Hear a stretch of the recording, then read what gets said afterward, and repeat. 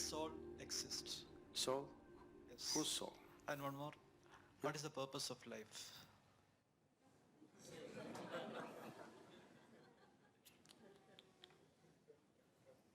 You're just asking very big questions without understanding the significance of the question.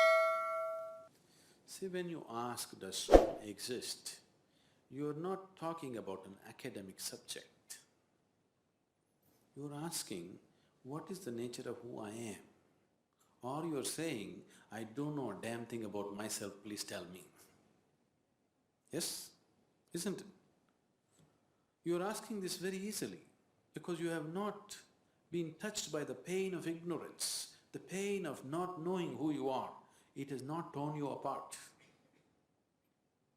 If it really touches you that you're just living here, doing all kinds of nonsense without knowing the ABC of who you are, it should be very painful, isn't it? That pain has not yet touched you. You're mouthing questions, it's not sunk deep enough. So every day you must remind yourself, at least spend 10 minutes in the morning, just see what an utter idiot you are. You don't know anything about yourself, but you're busy with all kinds of nonsense in your life. Every day, just 10 minutes, remind yourself as intensely as possible your ignorance of yourself. Then slowly the pain will sink. When it becomes so painful that you can't bear it, knowing will not be far away. It's one moment. If I say, yes, you have a soul, but can you walk better? What use is the soul? Did they put any kind of utility to the soul?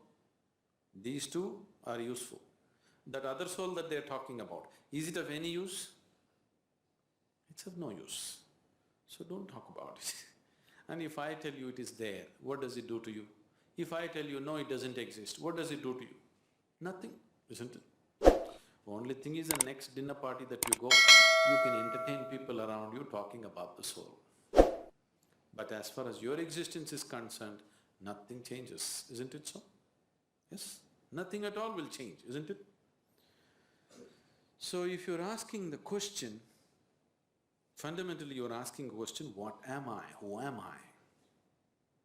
When you are here, are you alive? You're alive. When you're here alive, what is the way to know who you are? Is it not really ridiculous and insane that you must ask me, please tell me who am I? This is like two psychiatrists were walking on the Kovalam beach one day. One of them looked at the other up and down and said, you seem okay, how am I?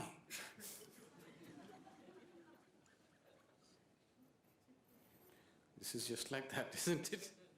You're sitting here, you're alive, you're existing, and you're asking me, who am I, what am I? Is it not ridiculous? Very ridiculous, isn't it? Only thing is, the majority is with you. That's the only comfort which has not allowed you to know the pain of ignorance. You have a huge majority of people around you who are all saying, yes, this is the way to be. Yes? That is the only thing which has given you some comfort. Suppose you are the only man on the planet who does not know who you are, everybody else knows. You know how it would be for you? Yes? You don't know who you are, you're busy in the world. Does it make any sense? Or does it sound like madness?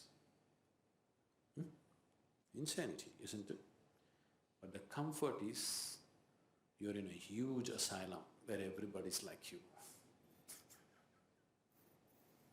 So your problem is, your existence itself right now is only in comparison with something else. You have no existence of yourself, please see. Right now, if you don't have something that everybody has nose. Suppose you did not have a nose. Actually you can breathe better, you know. If you take off your nose, you will get 22% extra oxygen. You will be more healthy, everything will be better. But you know how you will suffer? Because everybody else has a nose. Yes or no? Or if you get something extra that other people don't have, you still suffer, isn't it? Suppose you grew one horn.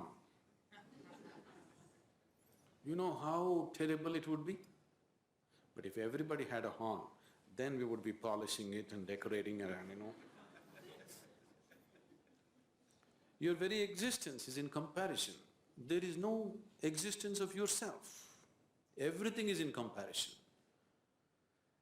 So, with that comfort, you're passing off without knowing the pain of not knowing. If you know the pain of not knowing who you are, then if you just see that I don't know anything about myself, tears will come. If it starts tearing you apart, knowing is not far away. It's very simple. It's very, very simple because after all you want to know what is within you, isn't it? Can what is within you be denied to you by anybody or anything? Do you need a passport to go within? Do you need a visa? To turn inward and know what's within, do you need somebody's permission? Or can somebody stop you? Can any authority in the world stop you? No. So who is stopping you? Who could be stopping you? Only yourself. Nobody else but yourself. Nobody else is capable of stopping you, isn't it? So why are you stopping yourself? Simply because you made your whole existence outside of yourself. Your very existence is only in comparison with somebody. Because this has happened to you simply because the very nature of sense organs is like this.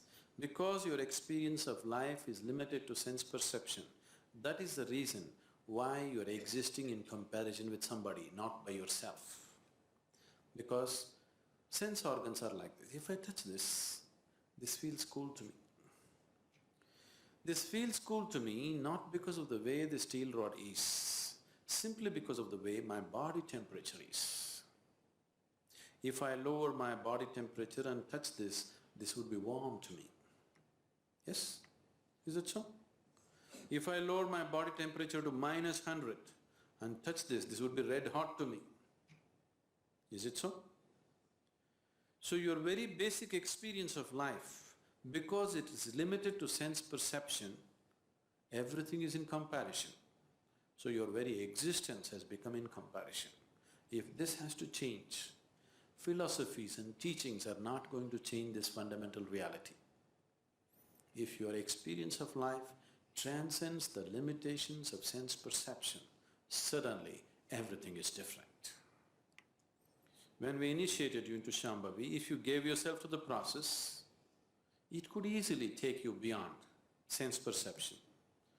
Many of you going into moments where you are no more within your sense perception, something else is beginning to happen, anything new happens, your mind is such, it knows only fear. Even if you walk into heaven, you will know only fear because it's something that you do not know. You have conditioned yourself like this. But if you allow it to happen, you will see, you will start experiencing a dimension which is beyond sense perception. Only when your experience of life moves beyond sense perception, then your experience of life is absolute, not in comparison with something else. Then your experience of life has transcended the limitations of the physical. Then you have created an atmosphere to know who the hell you are. You better know who the hell you are. Otherwise, anything that you do is of no consequence.